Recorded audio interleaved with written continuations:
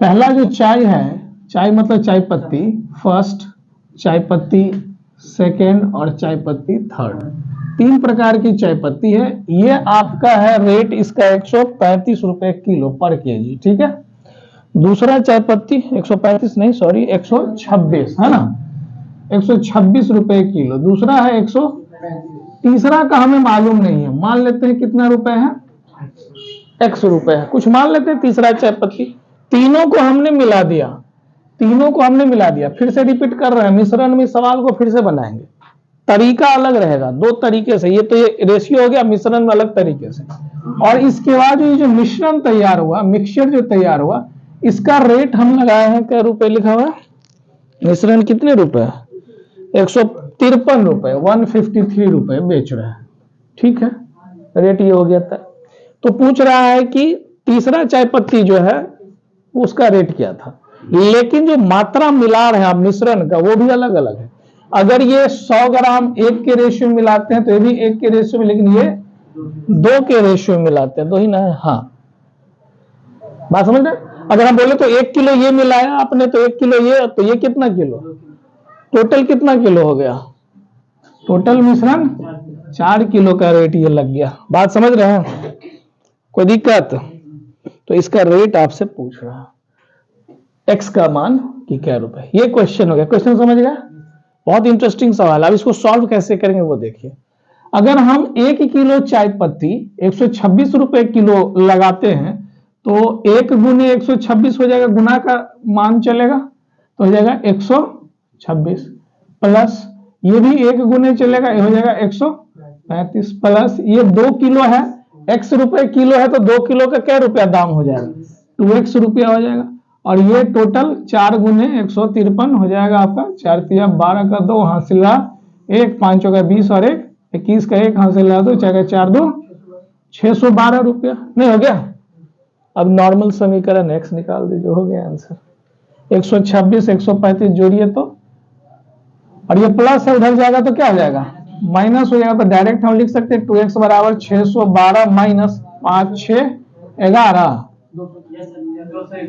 200, चलिए जो बोलिएगा आप, घटा लीजिए,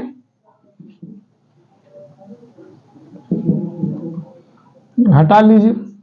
2 में से गया 1, 11 में से 6 गया 5, ये हो जाएगा 5 ना, 5 में से 2 गया 3, 2 से भाग लगाना होगा, कर लीजिए कैलकुलेशन, दशमलव में आएगा, दशमलव में आएगा। 350 रुपया का आधा 175 रुपया समथिंग होगा। ऑप्शन नंबर सी 175 रुपया समथिंग है, नहीं मतलब आप रेंज पकड़ के भी भाग लगा सकते हैं। 175 है ना, 175 रुपया, मतलब दिमाग लगा देना। अब 1 रुपये को आधा करेंगे 50 पैसा, 350 का आधा 175 रुपया और 1 रुपये का आधा 50 पैसा, तो 175 रुपया 50 पैसा भाग। देखिए कितना आराम से बनता है ये। 2 व्यक्ति है, दोनों के काम करने की क्षमता अलग अलग है। ए है एक व्यक्ति और बी है दूसरा व्यक्ति। क्या हुआ, क्या हुआ, नहीं समझ में आ रहा। क्वेश्चन पढ़ लिया आप लोग।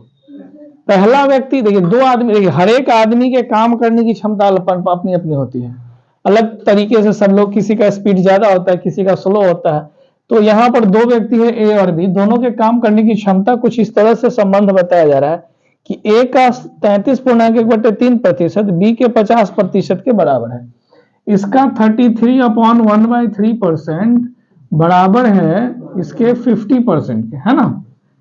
ये काम करने की दोनों की क्षमता है। फिर कहा जाता है यदि प्रत्येक दिन बी जो है 1500 पेज बनाता है, ये 1500 पेज बनाता है, तो ए कितना पेज बनाता है, मान लीजिए, बात समझ गए। ये अगर 1500 पेज अपनी क्षमता के हिसाब से ही कोई आदमी काम करेगा, 1500 पेज बनाता है तो ए कितना बनाता है, एक्स। हो गया आंसर आ गया, एक्स का मान ले आइए। इसको थोड़ा परसेंटेज से उड़ा देते हैं, 33 या 99 और 1 100/3 हो गया, बराबर 50 गुने 1500। परसेंटेज तो चला गया, 2 जीरो से ये ऊपर ऊपर भी कट जाएगा, ये भाग में इधर जाकर गुना हो जाएगा। तो 3 गुने 50 गुने इसमें क्या बच गया 15, तीनों को गुना कर दीजिए, यही तो आपका आंसर है। जितना भारी सवाल आपको लगेगा पढ़ने में वो उतना आराम से बनता है आपका, ठीक ना।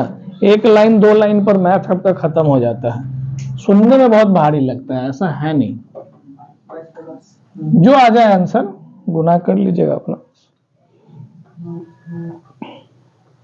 156 नंबर सवाल बताने लायक नहीं है, इतना इजी है, फिर भी हम बता दे रहे हैं। लिख रहा है कि 2 विद्यार्थी है, छात्र है जिसकी आयु एज का रेशियो 3:2 है। एक व्यक्ति दूसरे से 5 वर्ष बड़ा है, तो 2 छोटे व्यक्ति, देखिए ए और बी 2 दोस्त है, दोनों के एज का रेशियो 3:2 है।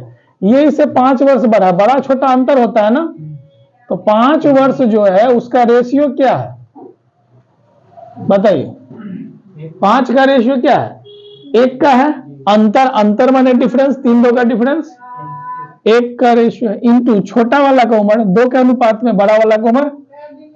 छोटा बड़ा देखेंगे तो 2 वाला छोटा है, बी छोटा है, तो 2 से गुना कर दीजिए, कितना आंसर आया।